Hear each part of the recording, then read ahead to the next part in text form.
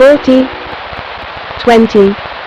Right, we're back. I said earlier this week we'd have another special guest on the programme. We have, because it's Jack Heggie from the Wigan Warriors, who you're now officially a friend because you've been on. We spoke to you after the grand final last year, spoke to you at the launch of the season, and I said we'd get you on, and we've got you on now. So that's finally done that. How are you, Jack? You must be excited because you've got two games to look forward to this weekend. No, obviously, first things first, thanks for having me on. We got there in the end. But yeah, like obviously, the season ends with us with a double header. We've obviously got Leeds tomorrow. Obviously, we're recording this on the Friday, and then we've got Fax on Sunday, which is a rearranged fixture. So yeah, it's not an easy end of the season, given that they're first and second place and back to back, but you've got to play everybody, haven't you? So yeah, looking forward to it. Actually, to be fair, it should be a good couple of games. See, I knew I would be at the Edge tomorrow to see the game against Wigan, but I didn't know that obviously that this game against Halifax would actually be squeezed in. So there's a chance on the league table, if my maths are right, you could still finish third. I think that's right, Yes. at least. Yeah, so Leeds so far unbeaten, so they're uncatchable in first. Halifax second, again uncatchable. So unfortunately, Hull, like through obviously playing all their fixtures and playing them out, they can't make the playoffs. So yeah, the last sort of formality is to sort of see who finishes third and fourth. I think I think there's different permutations. If we win both games, we're finishing third. If obviously we win one game, but the points difference works, like the swing works in our favour, I think we have to win by quite a bit, and then obviously not lose the other game if we are to lose by not a lot. So yeah, there's different permutations, but the key is we just need to concentrate, win our two games, and the maths is easy then, right? Because I expected, you see, I was going to say, well, we can talk about this game against Leeds, champ, but it doesn't really matter because you're going there next week anyway. But you might not be going there next week, and it's complicated. But let's talk about Leeds because they are unbeaten. But I've seen them a few times. That they like to win late on. How are you as a club, not just you yourself, going to stop them doing that tomorrow? I think, well, going back to this season, I think we've obviously played them at our place, and we was the one sort of chasing the game, and I think they only won by less. I think it was a converted try or something like that. Obviously, we beat them in the Challenge Cup this year. We beat them in the Super League Grand Final last year. So there are close games between us two. I think watching Leeds games back as I do. Hull were unfortunate not to beat them. I think obviously they raced in and rallied towards the end. I think obviously watching a little bit of the London game, yeah, they pulled it out the bag at the end. So look, they know how to win, and obviously they've won titles and stuff like that in the past. They've won the league leaders for I've lost count how many years now. So they know how to win games. That's not, but it has been close, and I think that's representative of the league this year. Really, I think there's not been too many blowout games. There's been a lot of sort of closeness in the results where it could have gone either way. A bad mistake here or there by an individual that costs a game. But yeah, they're a good team. They're a very, very good team. Well coached, good players, obviously and that shows. You're obviously a good team as well because you won the grand final last year. You scored a hat trick. I was there in Manchester. It was very exciting. That was a strange game, wasn't it? Because you went in as big underdogs, but you got the lead. They came back at you, but somehow you managed to find something else in the end and pick up that grand final victory. Yeah, look, it's going into the game, and I've said this to a fair few people now. Like, I think the media are guilty of it. I think people in the wheelchair rugby league community was guilty of it. They were sort of asking Leeds by how many, and the emphasis was on Leeds. All the media attention was on Leeds. They were doing interviews. They were, and fair play. Like, if I was probably an outsider looking in, I'd be probably asking the same question. But I think that just added fuel for us. Sort of said, well, we can play this game having beaten London in the semi-final, which nobody expected us to do. Go into the final again. No, the pressure's not on us. The pressure's on Leeds, and that's when we played our best rugby, when there was no pressure on us, and we had nothing to lose. And yeah, in terms of the game itself, like we were winning right up until about, I think, 10 minutes ago, 12 minutes ago, something like that. And I'll be honest, I was looking towards my girlfriend in the stands after we conceded a try. I just went, we've done it, haven't we? We've blown it. I think they've just caught us at the last minute, but it was the try, obviously, where Declan kicked for me, and obviously it was a one-on-one race with me and Tom Halliwell where we've won it. But to be fair to Declan, that was a ballsy move because that was second tackle, and it took a ballsy move like that for us to swing the momentum back into our favour, and that's yeah where we scored the try after that, obviously through Laney as well. But yeah, it was an odd game. Very. I don't think we expected to be that to be in front at any point. We thought we'd come into it later on, but to lead, then lose it, and then win it again. Yeah, very good game to watch though. Very good game to watch. I mean, I do know nothing, but I did back Wigan on the handicap because it was too big. But that try, they've turned that into one of the idents on Sky, haven't they? Do you ever just flicking through, waiting for American football or something random to turn up, and there you are scoring a try. Yeah, I've seen that actually. I need to get an agent and get some money for that one, I think. But yeah, I have seen it. I've been sent it a few times, but it's also like interesting to see that the actual game gets replayed a lot on Sky as well. So and then there's been highlights of other finals and stuff like that as well coming on. So considering where the sport started when I started playing and stuff like that to where it is now, it's nice. It's nice to get the sort of recognition, and it is a good sport to watch. Like generally, I know I play it and I enjoy playing it, but I do think you watch it, it's like that's rugby league, but it's in a wheelchair, and it's a very skillful game, and you get games like the grand final where it's back and forth, which is great. But before I forget, then, because you mentioned agents, so you did the photo shoot for England last year. I think you were the only person smiling in the whole group of them. They sent us the pictures of it. It was great. What was that experience like? Because you're trained to be a rugby player or whatever, and you've got your real job, which we'll talk about in a bit. But then they ask you to do things like photo shoots and stuff. What's that experience like? Well, obviously, it's a new experience for me. Full stop. I don't think I've been gifted with the best looks in the world and everything like that. But no, it's where World Rugby League's going. It's getting that bigger profile now. So, I know the guys have done the photo shoot recently for the New England kit. I think Tom, Lewis, Joe, I think have done that for England now. Funnily enough. There's also a Wigan kit release, which we've been asked to do. So there'll be someone from Wheelchair Rugby League going from the Wigan side, sorry. So yeah, it's just where the sport's going, and it's the same for the women's. It's the same for PDRL and LDRL and everything like that. So the more we can promote it, the better. So I think it's a great thing for the sport. But it was good to be in the room with like the women's. I forget the ladies' names that were there when we were doing the photo shoot and stuff like that. And but yeah, it's good that wheelchair is obviously in on that same level when they're doing these things, the marketing and that. You didn't have to do the thing where you have to pretend to kiss the badge, did you? Because that always looks a bit daft.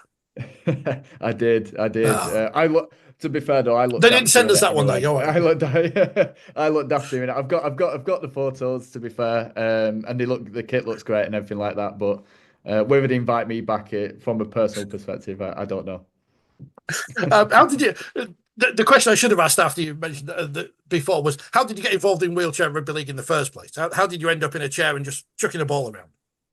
Yeah, so like, and this is a question I get a lot because for me as a non-disabled player, obviously I don't have a disability. Like, why play the wheelchair game? Why not play the running game? And for me, like, my dad was disabled, so there's a lot in wheelchair rugby league where like a friend is disabled and their friend wants to play a sport with them, and obviously wheelchair rugby league is an inclusive sport where you can do that. So my dad was disabled, but like his sport really was wheelchair basketball and wheelchair tennis. Now I'm rubbish at tennis, full stop. I'm just not interested in that. So we ended up playing wheelchair basketball together for a fair bit with his team Bolton Bulls. And at the time, I think it's changed now, but like the highest level I could play was the Division One, so the one below the Super League, and I can't play for Great Britain. Not to say I was good enough, but there was no route for me anyway, um, because it's a Paralympic sport, so it's for disabled players, and that's fine. I'm completely cool with that. I think like me and Jack Brown, so Jack Brown, obviously the wheelchair rugby league Jack Brown that you know. would compete as like the non-disabled players in that league, and we'd play quite a lot against each other, and obviously Harry. So I knew sort of them, and I was aware of Wheelchair Rugby League. And then I can't remember if it was Paul McCormick or Phil Roberts, actually. It was one of them. Basically turned up to the basketball game and said, "Look, like you can't represent your country at wheelchair basketball, but why don't you give Wheelchair Rugby League a go?" I think they were just off the back of, or they were just going to the 2008 World Cup when I sort of became aware of it. They then obviously won it, and I remember being in Yorkshire playing against. I was playing a wheelchair basketball game the day they won it, and I think Harry Brand and Jack Brand's mum was there, and they said, "Oh, they've won." Da, da, da, da. So that caught my attention, and yeah, I got invited, and yeah, had a trial, and that was it. That's a lot sort of long-winded story, but the sort of short of it is, yeah, my dad was disabled, and I wanted to play sport with him, and wheelchair basketball, wheelchair rugby in particular, was a forum that allowed me to do that. I imagine there's more transferable skills from wheelchair basketball to wheelchair rugby league than wheelchair tennis. You know, no bats yet. We haven't brought in a variation where you hit people with bats yet. I just, yeah, it's to be fair, like, yeah, wheelchair tennis, I can't, I just can't do it. Like, I can't do the running game. Like I said, if I can't serve and can't, hit a forehand in the running game, then I'm not going to be able to do it with the additional complication of having the wheelchair and the coordination to push and hit the ball. So yeah, that was a non-starter for me. But wheelchair basketball, yeah, there's a lot of transferable skills, like you're trying to avoid the defender and stuff like that. It's a stop-start game, and you're catching the ball. Obviously, different rules and everything like that, but there's a lot of transferable skills. So when you started, how long did it take you to catch the bug and think this is the sport for me? Um, I've to be honest, straight away, like I think 2008 they won the World Cup, and then the 2009 I started for Bury Jigsaw at the time, which was sponsored by the charity Jigsaw in Bury. Um, yeah, I caught it straight away. So I think it was like me, Paul, McCormick, and then a few others started up, and we would play Wigan, we would play Halifax. We were sort of the whipping boys at the time when we first started. But I think the competitive side of me sort of said, like, I don't want to be the whipping boy. There's an opportunity for me to play for England, so I'm going to go for it. I'm going to try it, and little by little, we got better and better. And I think 2009, I missed out on the squad just. But then 2010, I made my England debut, I think, in Cahors. So that was an away test match. So yeah, and then from there, I've always had the bug, and I went to uni, came away from it, and then I get dragged back into it. And I said, after uni and work allowed and everything like that, I was like, right, I'm gonna give it one last proper go. Because I've got like obviously I said about my influence with my dad, but I've generally got mates from wheelchair basketball and wheelchair rugby league that continue. I don't play wheelchair basketball anymore, but a lot of the wheelchair basketball guys now play wheelchair rugby league. And yeah, I just play because they're my mates now. Like Chris won't thank me for saying this, and he's going to give me a dig when he listens to this. But I've known him all my life for 31 years. So, for me, that's just normal. I'm just playing wheelchair rugby league with my mates now at Wigan. Obviously, with the serious aspect of wanting to win titles. So yeah, obviously we were lucky to do that last year. Missed out on a couple this year, but we'll keep going. Pressure of the badge, the men are winning everything, the women are in the Mm. semi-finals, and they've got a big game against the Helens on Sunday, and you're looking to defend your title as well with the semi-finals approaching. How much does it mean to wear that Wigan badge, which does mean a lot in rugby league? Oh, massive! Like obviously, since we've joined Wigan, I think that's been pretty much pounded into us. Obviously, I'm more of a football background, admittedly, but I've always been aware of rugby league, obviously since playing wheelchair. So I'm one of the few that has learned like rugby league from a wheelchair first, then a rugby league second, whereas a lot of rugby league first. So the guys that support Wigan, obviously within the team, whether that's Phil Roberts, Declan Roberts, Nathan Roberts, or Reece Duddle or Danny Dutz and Tom. These are hardcore Wigan fans, and they know what it means to wear the Wigan shirt. So yeah, for me, obviously, I was aware of it anyway. Was aware of the responsibility from obviously the history of the club anyway. But then it's sort of pounded into you as well every training session. Like with Wigan, we need to win things, we need to win titles, and that's also the directive. from the club as well. It's like, what can we do to win? And they've supported us in that manner as well. And I'm sure that's the same for the women's team. It's a nice pressure to have that badge and that name. And you mentioned the support from the club. How important is that in terms of Wigan growing going forward? I mean, it's a silly thing to ask because you won the grand final last year, got to the Challenge Cup final this year, played Catalans obviously twice in that and the European final, which you missed. But how important is it having the club's backing going forward and growing the sport? It's huge, and it's the same for all the sort of other Super League teams as well. Obviously, we're playing Leeds this weekend, and they've got a back in. To be fair to Halifax Panthers, obviously, I know they're not in the Super League in the running team, but they do support their Wiltshire team, as far as I'm aware, pretty well. Obviously, Rob Hawkins or whoever can say their piece on that one. But as far as I believe, but you've got Hull FC doing the same for Hull. And there's going to be more teams doing that. Obviously, Warrington are getting a team or have a team, and they're doing really well in the Championship, North Wales Crusaders. So that support, I think it does help. And like I said, it helps to attract players in its most basic form because, all of most of our players are diehard Wigan fans anyway, and they won't want to play for anyone else. They want to play for Wigan. They want to represent that shirt. So just on a basic sort of player basis, it draws people in.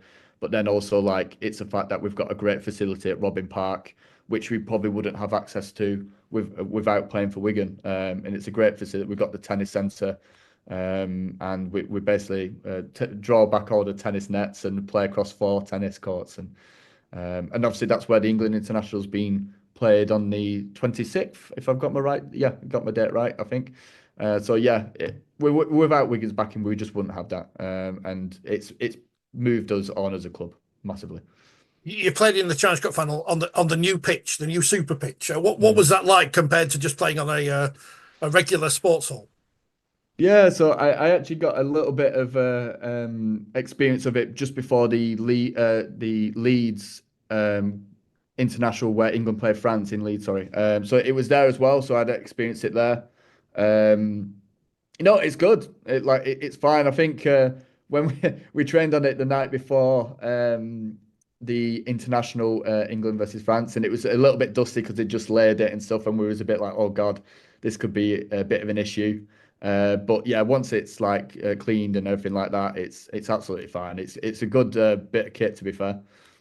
That England France game seems so long ago now. I've forgotten you'd played in that, but you obviously be hoping to play in the game in Wigan on your home turf, so to speak. Well, home, whatever the pitch is made of.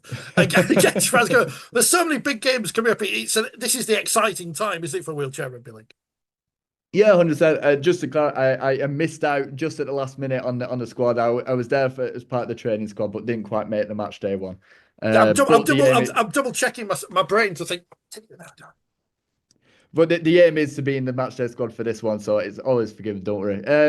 Yeah, obviously, there's probably a bit more of an expectation with me and Adam being the Wigan guys in the squad that obviously we want to make, and it gives us more incentive if we needed any more incentive to obviously play because it's in our backyard. It's hopefully going to be well supported by the rugby league community as a whole, but particularly by Wigan. So we're hoping that we can obviously be a part of that and get as part of the atmosphere and lift the team hopefully to a win. So yeah, it's exciting that Wigan gets its first international. I think I'm pretty certain it's its first international for wheelchair. It'll be a very exciting day. I can't remember if you played last year. Don't ask me about things going back in the past. I can't remember. I can only if something's on the screen in front of me, I'm okay. Otherwise, I'm struggling. You mentioned your background in football. What do you do outside of rugby league? What is Jack Heggie, the non-rugby league person? What is he? What does he do? Oh yeah, so I could bore you for tears on this one, but I won't. Well, I've only got another 15 minutes, so it's okay. Yeah. I'll try and keep it entertaining. So yeah, I work for a company called Catapult. So you might be familiar, obviously, if you're watching the running games where they've obviously got these sports vests on, and it's got the GPS units in. So that's one side of the business where we're doing the sports science, we're doing the total distance covered, the sort of physical metrics to monitor performance in that sense, and obviously collision forces and stuff like that. Whereas I work in a slightly different department where I look after sort of the video analysis side, more so on the football side, admittedly, but we do have some rugby league clubs that use the video analysis as well and use the tools that we provide within that. So yeah, I basically look after the clubs, particularly in the UK, but also Scandinavia and over in the States as well. So do you have to pour over hours and hours and hours of video just to find those? I guess what they call the one percenters, aren't you? That teams are looking for to gain over their rivals. I'm fortunate in the respect that I personally don't have to do that, but I teach the people how to do that. So yeah, I facilitate it. Like we provide the software, so there's like different ways of looking at it. Like we can provide just a video analysis tool, and it's fun enough actually something we use with the wheelchair team. Obviously, I have access to all the equipment, so we film all our games, we break it down, we have a video session before every game, before every training session on a Wednesday, and we have a pre-match video of the opposition as well. But yeah, going into like the running side, yeah, you can look at it purely from a video perspective, but also there's a lot of like data analytics now. So like finding the events is a lot easier through the data. Someone's already coded it for you. You can look and find the events you need, relay back to the players or the coaching staff, and sort of help to formulate your tactics or your recruitment or any sort of team selection that you have. So yeah, it's a big sector now. It's a huge importance. Having seen a little bit of what the running team do at Wigan, they do it very, very well. To be fair to them, and I think that's probably what sets them apart as well, alongside a lot of other factors. I don't want to purely put it down to the video analysis, but yeah, they do it very, very well. And just play them all the credit, Jack. That's what we want, really. And I'm not doing that. Disclaimer right there. Disclaimer right there. Man with video claims success for all of Wigan's trophies. But it's so in depth now. Does it mean, I don't know? You're obviously a man with plenty of important things to do. You don't spend your time playing Football Manager and thinking, well, I've seen him and I know he's good. And that's not part of your life, is it? No, I've had to ban myself from playing Football Manager because it literally takes too much time. If I'm an absolute addict when it comes to playing that, so yeah, it's banned. I'm not allowed to play it. But in terms of obviously the job, it obviously helps sort of watching the matches back and obviously understanding what's happening in the football world and in the rugby league world, and sort of seeing what teams are trying to do, because it helps to support the teams that we work with. It ruined my A levels, but look where I am now. Uh, how would you sum up Wigan's season as a whole then, in terms of wheelchair Super League? You're fourth going into these final two games, but obviously that you just need to be in the playoffs in a sense, don't you? Because that's the way everything is decided. Yeah, like obviously if we're comparing it to last season, we're tracking pretty closely to what we did last year, in the sense that last year we needed to beat Hull on the last day of the season to get into the playoffs, and then we beat London and Leeds. This year, in terms of Challenge Cup, we've got to the final for that. So we've beaten Leeds, we've beaten Halifax, we've beaten London, we've beaten Hull, so we've beaten everybody. I won't mention Catalan. I've got a bit of PTSD on that one, but yeah, so we've beaten everybody. We know we can beat everybody. I think for us, it's just always been that sort of consistency for us. And it's like there is an element of, I don't like saying it, but there is an element of luck in the game, the bounce of the ball and stuff like that, where it's affected the result. Like I said, there's been a lot of close games this year. So yeah, I think we'll look at it relatively positively. Like obviously we're talking mostly about the Super League team at the moment, but our reserve team are currently unbeaten, and there's a lot of players that are knocking on the doors for the Super League places and have. We've got players like Danny Dutz, for example, that's made his debut this year, and for the Super League team from the reserves, we've had players like Reese, and I think we're going to have a player this weekend that will make her Super League debut from having played in the reserve. So I think as a whole, we look at the season as a positive. Yes, we would like to have won a couple more games, but we don't like losing. So we anyone would say we'd love to win all the matches. But I think, yeah, going into the playoffs, we're tracking similar to last year. We beat London this year, which we didn't do during the league season last year.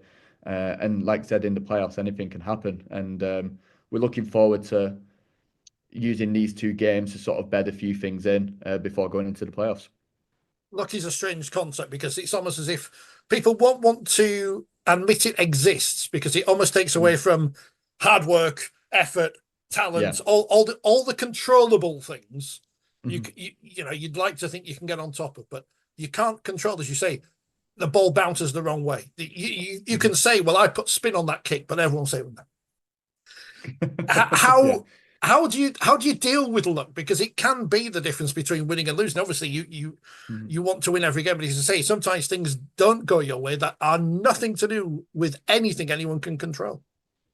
Yeah, it's just one of them. You just have to. It's part of the game. It's literally part of the game. So I think like, there's things you can control and look at as a someone that analyzes the games, watches the games, and tries to put like you sort of trying to edge your bets on certain things happening. Like, we're going into these games this weekend knowing or at least hoping that Leeds are gonna do stuff that they've done previously in games and don't completely change. So if they do completely change, then we're gonna have to work it out in the game. So anything like that sort of changes the sort of direction of the game, and luck does play a massive part in it. Like I don't like saying that because I like to sort of say, everything's almost predictable. But like you said, it could be the bounce of the ball. It could be I don't like talking about referees in it, but it could be a referee decision because it's so difficult to referee the game because you've got to look at the shoulder, look for the tag, look for the person, placing the ball in the for a try. When was that tag taken? Was that the before or after? And it happens all in a flash of a second. So there is an element of luck of it, but hopefully you take the element of luck out of it by beating teams comprehensively, and then it's not a sort of or the bounce of the ball decided that game because it was only won by 2 points or 6 points or whatever. You hope if you beat teams convincingly, then the best team wins more often than not.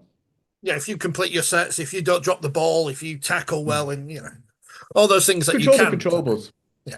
Yeah, control the controllables, and like I said, like yeah, it could be. Obviously, we don't know how the game's going to go this weekend. I'm hoping they go a certain way, and I hope sort of what we try to do works. But we're all human at the end of the day, so things change. Things completely change on the day. So as you say, we've got no idea what's going to happen over the next couple of Mm. days. So you've got a No. semi-final the week after. You've got to prepare for. But the Mhm. fact that you have now, and it's not just Wigan. A lot of teams have reserve teams. They've got players they're Mhm. able to bring through who have come from almost nowhere because they've just discovered the sport. That's going to be great for the game going forward because coaches are going to have more options at their disposal on a week in, week out basis. Oh, 100%. Like as the game grows, more players come in, and that will just raise the quality of the game. Full stop. I mean, I think obviously, and this is no disrespect to obviously players that have gone previously, but the game's moved on so much, the tactics has moved on so much. The players are getting faster, they're getting more tactically aware, and they're able to sort of dictate the game a lot more. So yeah, it's just moved on as a whole game. More players will add to that. And again, it just goes into it in terms of like it's a unique sport because we've got players with disabilities, and that is a factor in the game. And you've got players with no disabilities, but you don't have to have players with no disabilities in the team. Wigan for this season quite a few times have fielded a full five without with all players with disabilities, and each has certain things they can do, a certain skill set because they might be physically impaired to do some things, but in others they're better at. So yeah, it's exciting. It's sort of where the games come through. It'll be more reserves, and like you said, that within the club, within Wigan, we've obviously got our reserves pushing us. We can't take it for granted. Our places and competition's good, not across the league, but also within the club as well. Yeah, no complacency. You've got to stay on your toes or on your wheels or whatever the right phrase is, because someone along the line wants to take your shirt off you, whether that's for Wigan or England or whatever. Oh, like I mean, looking towards the start of this season, like, obviously, I missed a couple of training sessions and I was dropped, and rightly so. Like, and Nathan and Declan were the two non-disabled players that we fielded for or started the game, and that was the right decision. But Nathan, to be fair to him, pushed and is definitely good enough, and he's proved that since. that is more than capable of playing Super League and playing good minutes in the Super League. So, yeah, and obviously fair play to Nathan. He's kept his place ever since. He's doing really well, and he's starting many games for us now. But that competition needs to be there. Sometimes I forget that, not that there are disabled players out there, that's not right, but when the game's ongoing, that you just, as you said earlier, it's just rugby league. You just happen to be in wheelchairs, and that is the key thing about the game, is that you do quickly forget that there are players out there who may need more time to recover after a game, and you haven't got time this weekend. You've got back to my game, so that's going to be an important factor, isn't it, in managing how the squad gets through 2 games in 2 days. Yeah, I think what you alluded to there is the beauty of the sport. Like in the sense that, there are disabled people or people with disabilities on the court playing, and sometimes you have a hard job of understanding which which those players are. And I would, it's the most inclusive sport in the world for me. You can have non-disabled players, disabled players. You can have men, women. For example, we've got Mel, who's gonna looks like she's gonna play a significant part this weekend. And yeah, the wheelchair is the equaliser, and I think that's the key thing for the sport to remember is, yes, we're the most inclusive sport, but we can't lose that. Like for me, I got into sports to play with my dad and obviously with my friends as I sort of grew that social group. I would hate for disabled players to sort of move away from the sport because of like overly physical. Because again, it is rugby league, but we've got to remember it's wheelchair rugby league. It's slightly different, slightly nuanced, and it's tag rugby league as well. We've got to be aware of that. I still get pain in my thumb from the one training session I did. I just couldn't get used to it. I liked it because I don't have to run, which is good, but it's. I don't have the coordination. I don't have the skill, which is a shame because I'd love to be able to play, but it's just one of those things. Are you going to get in trouble for saying court because you're not allowed to say that? You've got to say pitch. Are you going to get dropped from the England squad now? Is that your international career over? No. I think it depends. It depends who you talk to. I've always called it court from early days, and I struggle. Sometimes I call it pitch. Sometimes I call it court. Depends who I'm with, is what I would say. Jack, thanks for spending time with us this afternoon. Busy weekend, so best of luck in both games. I'll probably see you in Leeds tomorrow, and then they got the playoffs, the grand final, England. Busy time of year. Hopefully, you get some time to relax. We wish you the best of luck. Thanks for joining us. And I don't know what else. I don't know. Still, how long have we been using Zoom for now? 4 years because of the thing. I don't know how to end these things, but Jack, thank you very much for your time and the best of luck. And I'll see you tomorrow. And I'll say to you, we'll get you back on again. And then in a year, we'll get you back on, and that'll be great. Yeah, a repetitive cycle. Yeah, but no, look, honestly, thanks for having me, and hopefully, it's given some entertainment or some insights into the world of Butcher Rugby League. I was going to shake my head there and say, no, but that was from my perspective, not from yours. But the people listening won't know, so I'll edit that bit out. Jack, thanks, and we'll see you again soon.